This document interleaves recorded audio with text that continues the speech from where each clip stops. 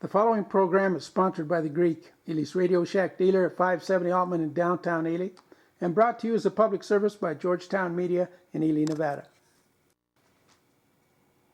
Special meeting of the White Pine County Commission, May 6, 2020. Right, and the one election days. Yeah, I'm one of them fielding all the questions, man, so I don't get. Good morning, Lori, how are you? Good. You guys ready? He doesn't speak for the city. Yes, sir. Okay. Would you all please stand and join us in the pledge? And Ian, why don't you lead us in the pledge? I pledge allegiance to the flag of the United States of America, and to the republic which stands one nation, under God, indivisible, with liberty and justice for all.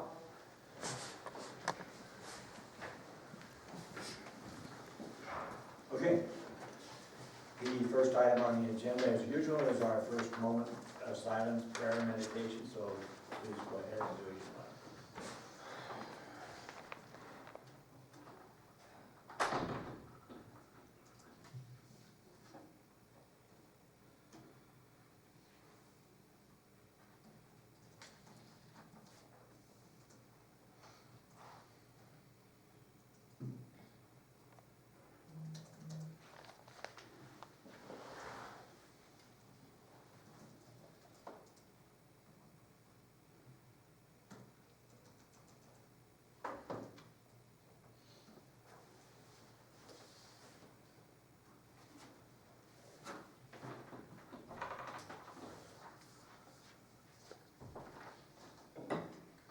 Okay, we'll open the meeting with the first item is public comment. Is any public comment on the phone, Mike? No, sir. None? Nope. And the only one here in the hall I see is George. George, would you come forward, public comment? Thank you.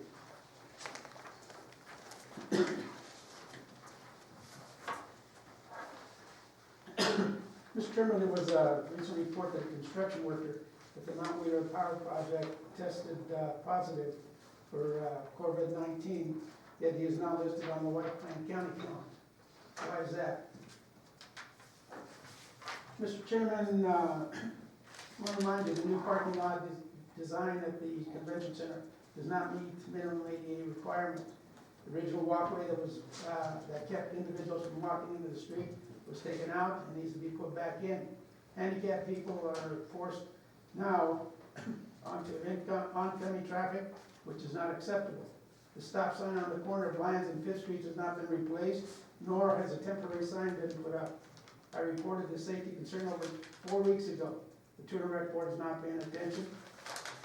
Some don't even show up to the meeting. They participate by phone. They participate by phone regularly.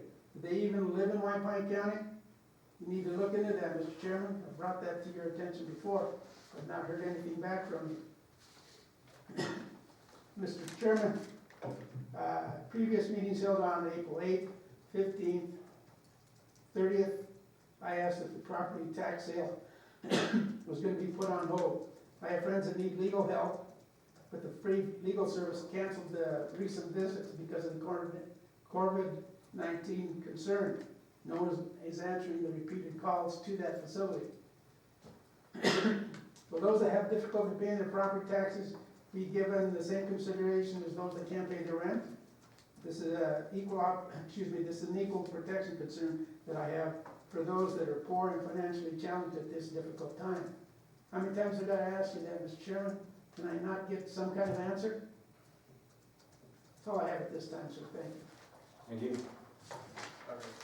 I answered George's question. Tax deed sale is delayed a couple months. I can't remember the exact date. There was an email that went out,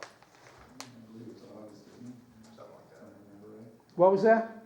The tax sale did get delayed. It looks like they got an email on it. It looks like it's delayed till August. You know, that's. Can I get a copy of that email to give to my friends? Treasurer's office. Treasurer's office sent it, so. Get Catherine to send you one. Catherine, Backer. thank you. Hey, is there any other public comment on the phone? No, sir. Okay, seeing none and none in the audience, we're gonna proceed now. And we're gonna go to page 2, item 1, under the county commission.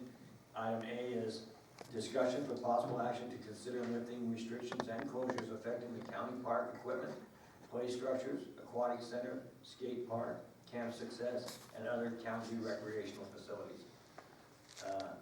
Mike, why don't you take the lead on this? Okay, No, that doesn't have the people on that. oh, got it. Okay.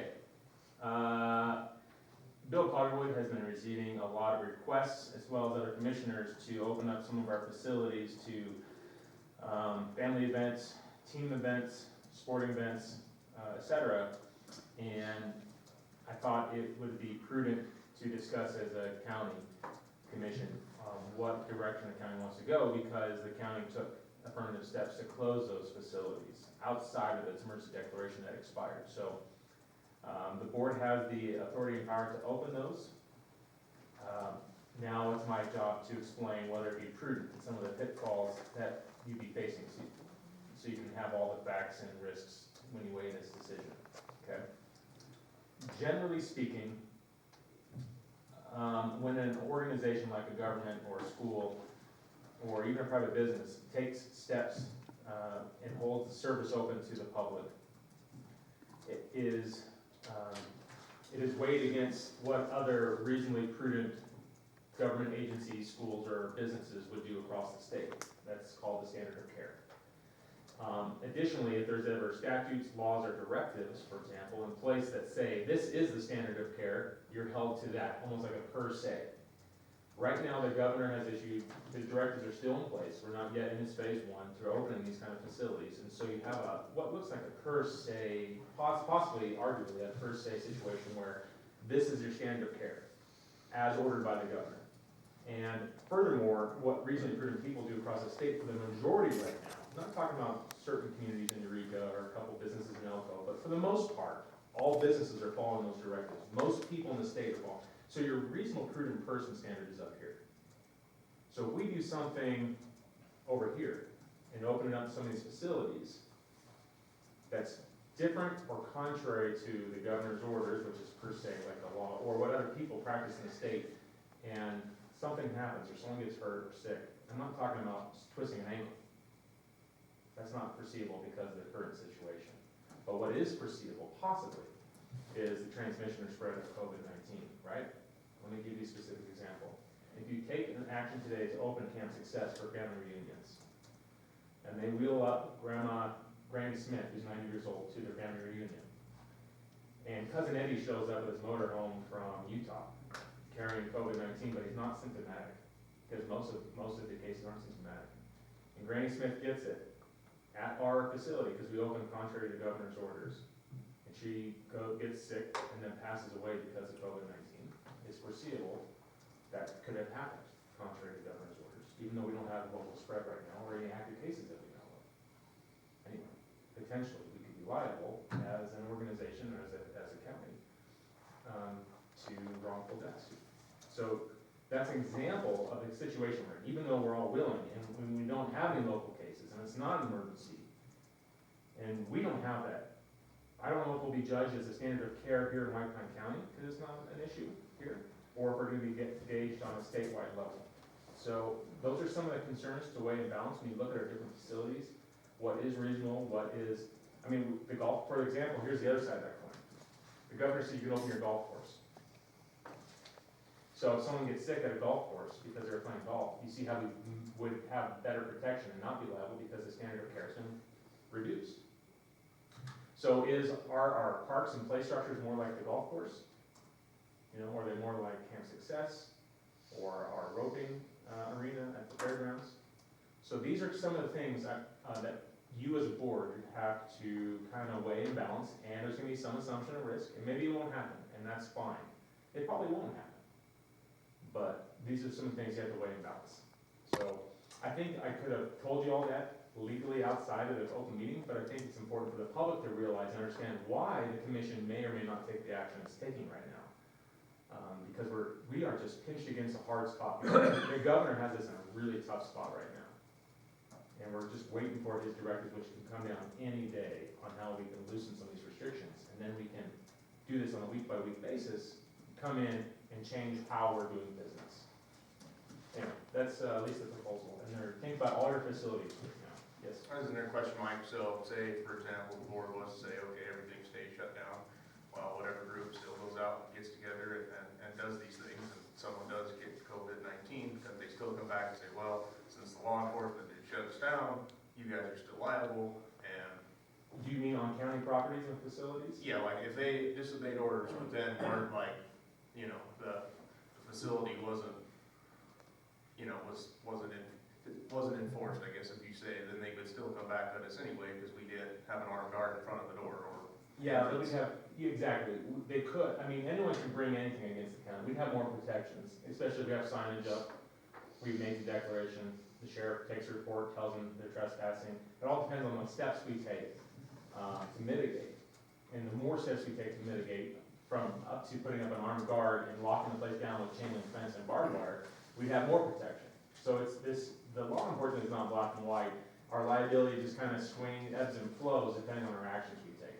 At the very minimum, we declare it's closed and put signage up, you know, and then we also tell the public it's closed. And then further, the sheriff's office can inform them and remind them it's closed, right? Beyond that, I'm getting to the point now, as this emergency seems to be waning, right? That I feel like I'm getting further and further on shaky constitutional grounds to enforce these regulations locally. So I'll be meeting and working with Dr. McGinn over the next week to figure out what we're gonna do locally anymore. But the state still has their Attorney General's office, it's a prosecuting agency, they still have their state police, believe it or not. So, I don't know what's gonna happen with that. Anyone else? In Winnemucca, I talked to Commissioner Nelko. The Winnemucca has a lot of cases, and most all of them came from a family reunion in Winnemucca. They're all in the same family, and they all got this gathering, a family reunion in Humboldt County, and the whole family got sick. There was like 25 of them. And the one person, whoever it was that showed up, it was a family reunion, and that's how their virus just exploded. The other part, that's just food for thought as we think about what our action might be. The other one is Dr. Beyond. How does he feel about it? He's our public health officer. We're this close. I don't know, most of you probably got the email from Dagny where all the counties, and Mike worked hard on that with JJ Gokashia. So where all the counties had to send in a two-page paper that designated how we're set up. We did get a case, hospitals, all the other stuff, right, Mike? Yes, it was And similar. so all 16 counties got that in by Monday. Governor Sisolak stated that if the counties got this in, he wants us all to go into phase 1 together. He wants all the counties together. So all the 16 counties in Carson City got that sent in. He had to May 15th, and his statement on Thursday, if you listen, was it could open up sooner. So because we are so close, and I'm just giving you my opinion, okay?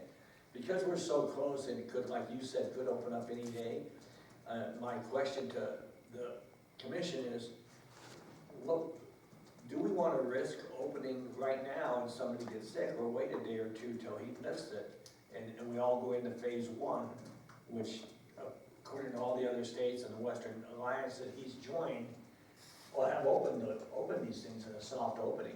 So that's where I'm at, just to give you an update of where Humboldt County got there, what the government statement is, we listen to Mike, the process that's being taken by all the state agencies, all the state counties, as they move forward and try to enter phase 1 as a unit. So I'm just trying to put that so you guys can think about that thing, and I hope that some of the others have a comment. Ian?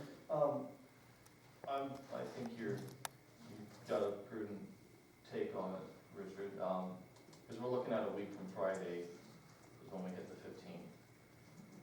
15th. For me, when it comes to liability and those kind of things, I can see issues with the pool and camp success. The bigger matter of principle for me is seeing trespassing signs on parks. And I just wonder, that to me, I think just community-wide is widely seen as the most asinine thing that was done.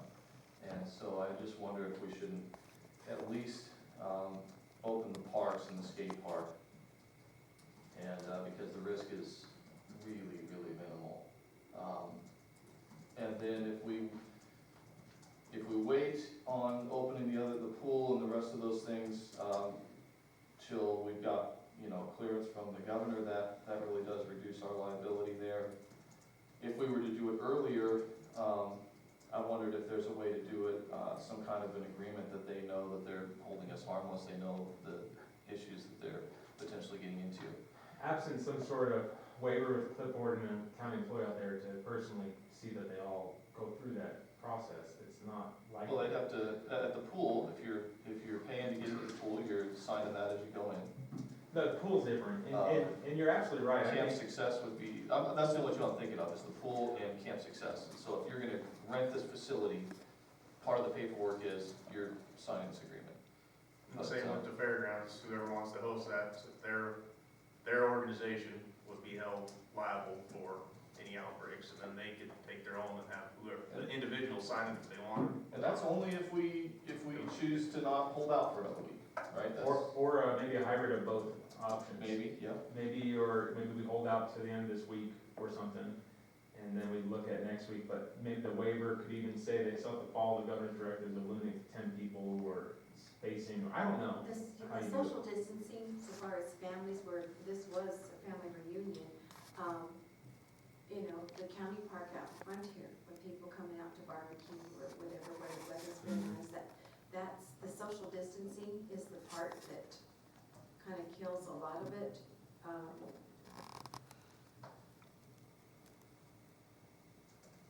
I'd like to see what you're talking about. I don't know if it's prudent yet to do the pool or Camp Success, just because of what, normally it involves groups. Let me give you something to think about real quick. It's not as much the liability, you hit the nail on the head. Those are really low risks, right? Yeah. The park is probably, open and play structure for kids is probably the lowest risk. Yep. Especially if we limit it to groups of 10 or less or something, or dispense crowds, I don't know. But here's the real something to think about. Right now, White Pine County is just about the leader for all the rules, I would guess, across the state on this issue, because we've shown the model, how we can control it, how well we've done with the directives, regardless of our conservative and independent nature as citizens. If there were an outbreak like Winnemucca because of something we did, we're taking a giant leap backwards and we're gonna delay this another 2 months. That's the bigger risk I'm worried about, because we're right on the edge of being progressive about this and opening. And if we're open and there's a small outbreak and we jump on it right away, I think it looks better that we're managing it and we have a better chance of staying open, even if we have to take a little step back. But if we are contrary to the governor's directives and orders and do something in order to get out, we're gonna not only affect our community, but we're gonna be used as an example for all the schools. Well, and not just that, then you go in, take it a step further, and then you go into the sheriff's department, what he would have to mandate. Right, and your sheriff and I do not wanna enforce these rules and regulations. Yeah, that's. We are so appreciative that the community, by and large, has been following it, because we barely agree with this stuff. And we don't wanna be doing things that we're not comfortable with.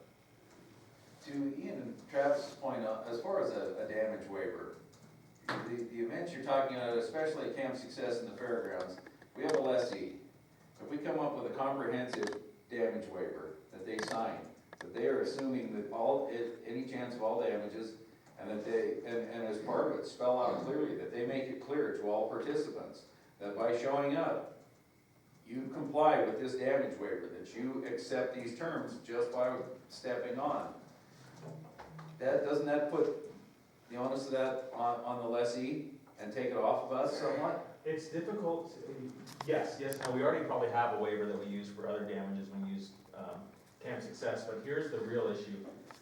That works in general liability circumstances, but when you have a per se negligence, like a state law that says you can't do this, That's right. and we do it, it doesn't matter, they can't waive away those rights, because we are inviting them to violate the law. Right. And so we still may be subject to liability, maybe not locally, right? If we seat a jury and are sued here, but when it goes up to an appeals court, you better believe the court's gonna back Six Flags orders and hold us liable.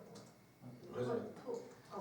I would like to, and I'm gonna step forward because people on the phone have been telling me they can't hear me. I would like to just point out that your next agenda item is about your financial situation. This comes into a financial issue. If you are not following the law that has been put out by your governor, you may not have insurance protection through our insurance company because we have intentionally allowed a violation of the law, which would negate their responsibility to us in insuring us. So if we did get sued, it would be on our dime, and it could be expensive if there's loss of life. That was gonna be my very next, where I was sitting here, like this was, what would full tax say about that? Go.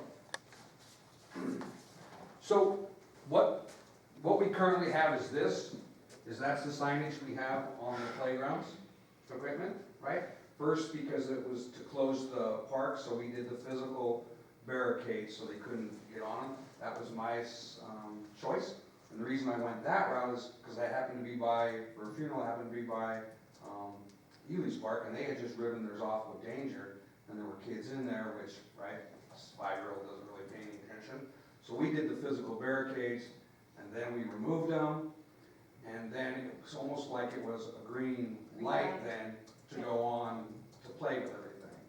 So I had Mikey help me with this, and this is just the signage. That's all that's up on the parks. It's just simply one of these, if they're not ripped down, and they assuredly become ripped down all the time. And I guess for ours, we just have a lot of requests.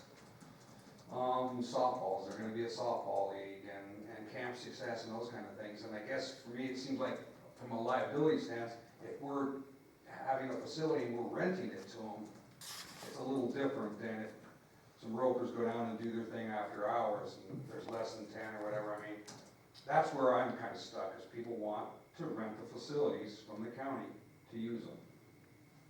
And I just don't know, I'm just looking for some clarification. We have not opened the restrooms either at the parks.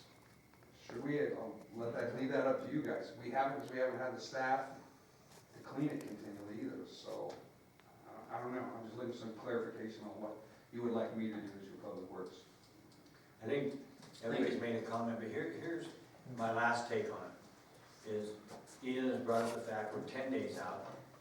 Tomorrow the governor comes on. If all the counties have put that in, and he can release it and release it even sooner, is it worth it for us just to, we have another meeting next Wednesday, just a week away, and we could have heard from him. So is it worth it for us to risk anything, I don't care what it is, for 7 days? I mean, we are bound by the governor. Elizabeth brought up a good point where he has the right to pull the purse strings. We'd like to have it all open. Nobody wants it open more than me. The happiest day of my life was last Friday when they opened the golf course and I could play. And we're enjoying that. But I really have to look at all the citizens, each one of us on this commission. We're the stewards of the county. And do we want to put anybody at risk when maybe in 1 day or no more than 7 or 8 days, the governor's going to updo it? And we have a meeting in 7 days. I would like to try to maybe table this and put it on the next agenda Wednesday, even though the 15th is Friday. And I respect every county commissioner's opinion. If you don't want it, I'm good with that. My opinion is let's put it on for next Wednesday, because we'll have more information, I believe, and Dr. Bian can maybe give us some guidance.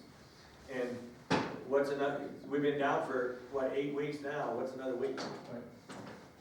I mean, that's... Yeah, I think that's I the would approach. do. I'll move to table.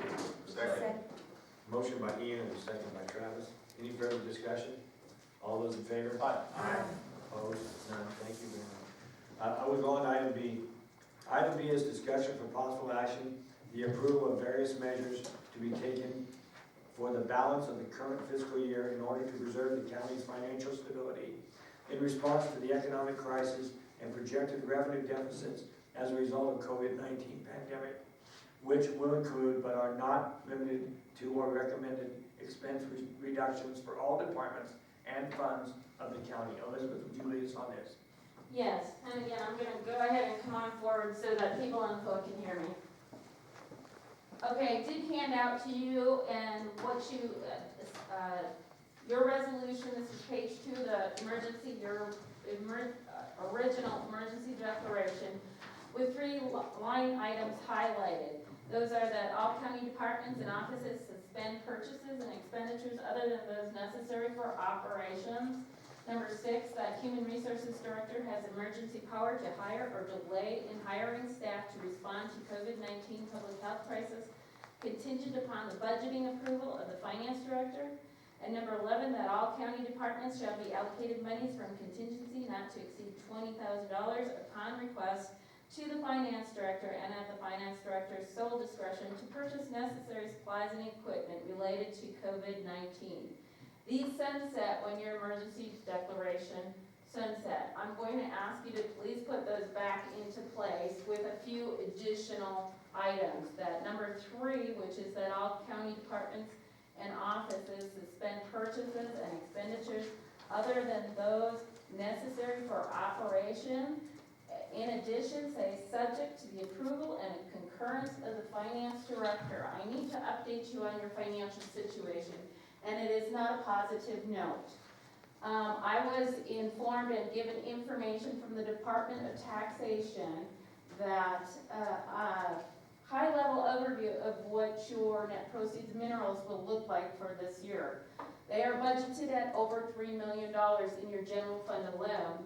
They will come in at a little over $800,000.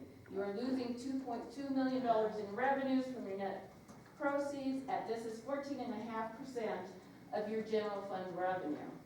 I have taken steps to go ahead and discontinue all transfers from the general fund to other special revenues funds at this point in time. I am working with the Department of Taxation and how I can amend our budgets in order to accommodate this.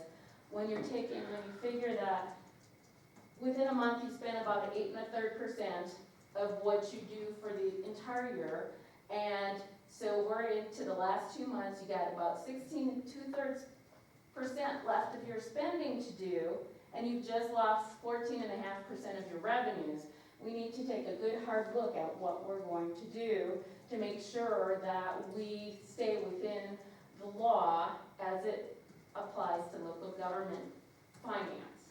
So I will have agenda items on your May 13th agenda to look at this further, but for this fiscal year, if you would please consider putting those 3 items back in place immediately so that I can do everything possible in conjunction with our department heads and elected officials to contain expenditures between now and June 30th. I would very much appreciate that. Are there any questions? From anybody? No. Then I would look for a motion. Can I do that, Mike? Yeah, you can approve these 3 measures Okay. as the agenda's written, and then if we needed to go further with the resolution, we can do it the And next it's meeting. amended. When would you recommend this sunset? June 30th. Okay, and I'd also bring to your attention item number 12. It says that the emergency manager is directed to seek emergency supplies and funding from our federal, state, and local partners. He's still gonna do that regardless, so that's not necessary clarity in. That's part of the job duties, so. just to make it clear, Elizabeth, you mentioned our losses in net proceeds for this year, for the fiscal year 2021-22, or 2021. No, those are for the current fiscal year, that's for fiscal year 2020, so, and that's based on a calendar year. So those are the revenues that were generated from January 1st of 2019 to December 31st of 2019. Quick question. Go ahead. When we're talking about revenues coming in, I had somebody question me in regards to, if maybe somebody could expand on this, and actually, Mike, this might be in your field. Is the Secretary of State where we, individuals apply for licensing? Business license? Yes. Yeah. So, the question was, how can the governor pull it? Where the talk, it can be, the businesses can be shut down, can't they? But he can't necessarily pull their business license. there's been some confusion there, It's, just so far as we move forward. the governor controls so much in the state agencies that they are, even though they're elected officials, they're almost beholden. For example, if you guys didn't like something I was doing, even though I'm an elected official, or that Scott was doing as an elected official, we're all intertwined, and we can all make each other's lives miserable if we were disagreeing on how we're approaching the government. So even though Marek Zagowski is an independently elected individual, the governor has, through various means, his hands on so much, including whatever laws are gonna be affecting him next year. So nothing direct, he can't call her and say, pull this license. Oh, no, he could call her and say, pull this license. The question is which. Because I didn't know where that deviated, where it's a emergency pandemic, COVID-19. He could probably, That- that's the problem with emergency directives, he can make a directive that says any businesses that don't comply with this, who knows?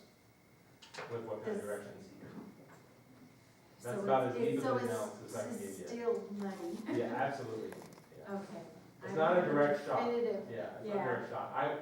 I would not be surprised if the governor targeted a specific business, that he could definitely affect their license. Okay. So we just need to basically institute this with these three highlighted, as what you're looking for. Yes, and Sunset with in number June 3, 30th. yes, subject to And then concurrence. additional language on number 3, subject to the approval of the finance director. Maybe one more question for Elizabeth, so what was the reason for the 1.8 million, or whatever it was, drop? Just curious, what was the mining issue that caused that? I don't have that information. When they do the net proceeds of minerals, because most of them are publicly traded companies, I don't get that information. I will reach out to the Department of Taxation and see if they can give me some type of explanation on that, but generally I don't have that information available to Sounds me. awfully fishy. Wouldn't it- All the commodity prices have, The- and even back to then, have been decent, so that Yeah. is really weird. But they are dropping. But we're looking backwards. But this is Yes. back No, to the well, last two quarters of last year. Yeah, And exactly. gold has gone up a couple $100 since. Yeah, I yeah, mean, this this doesn't part- add up. This just doesn't smell right at all. Yeah, So, yes, I will go ahead and reach out, see what I can find, because I was hoping he dropped maybe, 1 off the front of the number or 2 off the front of the number and just reported it wrong. So I will reach back out and see if I can get clarification on that. Not 0. Yeah, we because we settled for 8 million, that'd be all right.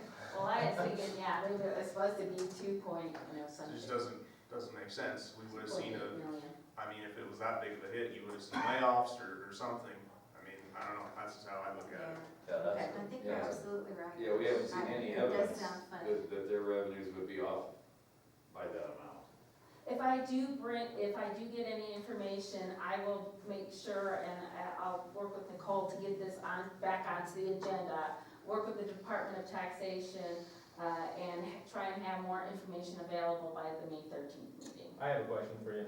Is the distribution and the calculation of those net proceeds funds, is that a hard number that's set by statute or law that we get, or is there discretion involved at the state level where they can say, you know what, we really need these funds, we're gonna take these and put them in this industry and take only this amount back to the county?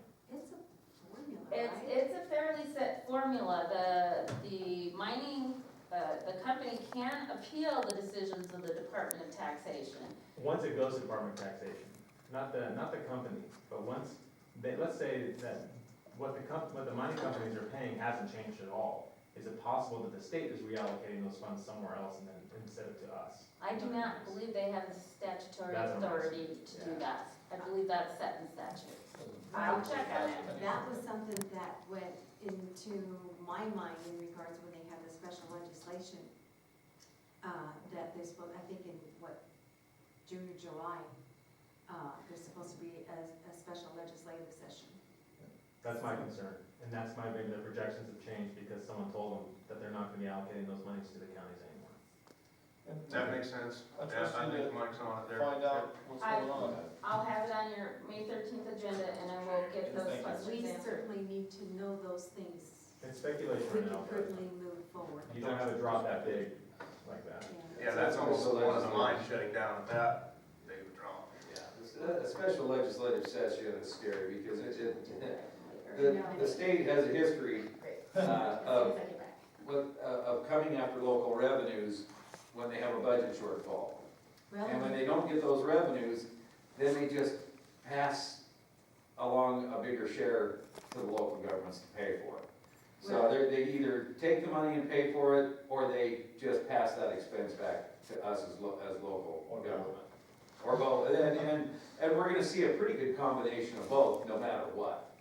Well, I think that Senator Gogochia said that they didn't plan on sweeping the LGIP fund, the local government investment pool.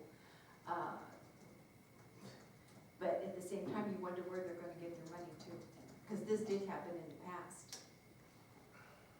Just wouldn't put it beyond the government to, because of the fault in business and gaming revenues, to look at the renters and organizations to carry the state through the next year. Absolutely. Okay, any more comments on this before we? Why he should let those rural counties that are capable of doing a soft opening, that maybe we could help the state if he would let us do that. Side note, California has already decided to open some of their rural counties starting this Friday. So if California is more progressive than Nevada, we have issues. Yeah. Anyone else?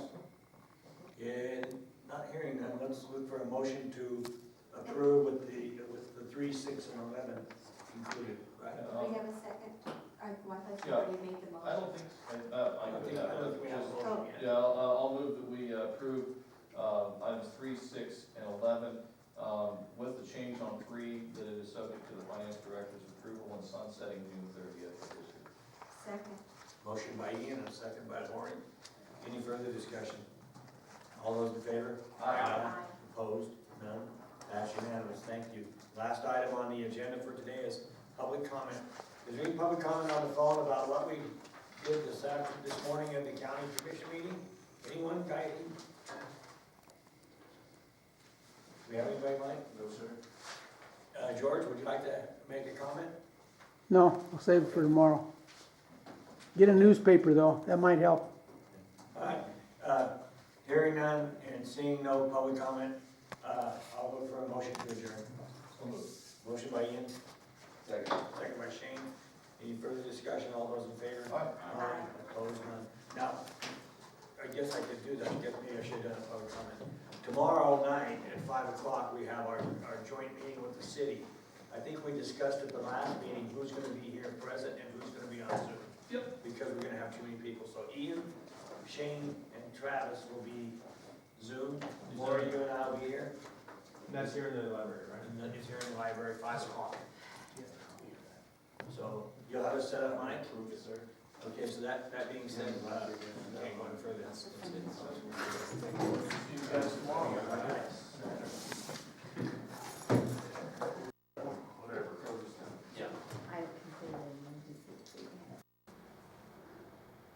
This has been a Georgetown production. George Chachis reporting.